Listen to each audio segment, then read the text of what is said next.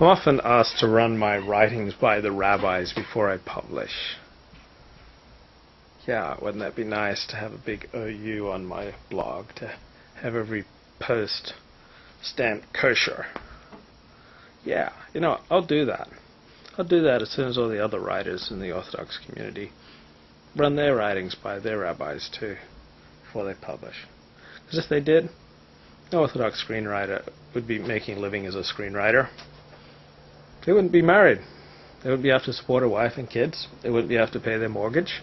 They wouldn't be able to pay their shul bills. They'd be pushing carts down the 3rd Street Promenade. They'd be homeless because they wouldn't be able to make a living as a writer. Because all of them either write R-rated scripts or produce R-rated movies or write PG and edgy material that would be totally non-kosher from the perspective of any normative Orthodox rabbi. So yeah, I'll run my blogs by the rabbis as soon as the other writers in the community are asked to run their scripts by the rabbis.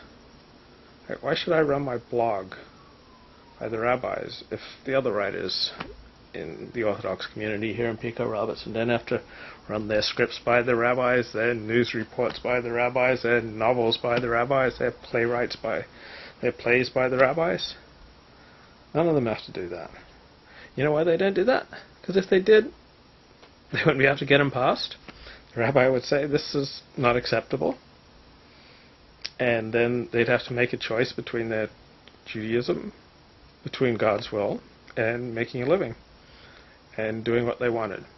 So guess what happens when Orthodox writers are confronted by a test between God's will, what the Torah commands, and what they want to do, how they can make money and advance themselves and be creative and express themselves and get to imagine all the things that they can't really do or shouldn't do but would really like to do to shiksas. Sure, they just write it out. Oh, sure, some of them say, Rabbi, can I talk to you about this? Is it okay to put profanity in a script? And they'll ask the questions that are safe for them, that are easy for them to discuss. It's like all the Jews who call the rabbi and say, oh, Rabbi, I dropped my spoon in, my milk spoon in a pot of ice cream, or my cooking utensil here touched something that it shouldn't. What should I do? But, I mean, you think they call and say, I'm having an affair, I want to bump off my ex-wife, is it okay for me to speak ill of my neighbor who refused to let me borrow his lawnmower? Like anything that matters, they're not going to run it by their rabbi, because if they really want to do the wrong thing, they're going to do the wrong thing. They're not going to run it by the rabbis. So, it's all phony baloney. It's like, you can be an Orthodox Jew and Pico Robertson, you can write R-rated movies, you can write journalism that totally violates the guidelines of the Chafetz Chaim and of normative Torah Judaism on what's acceptable to say about other people.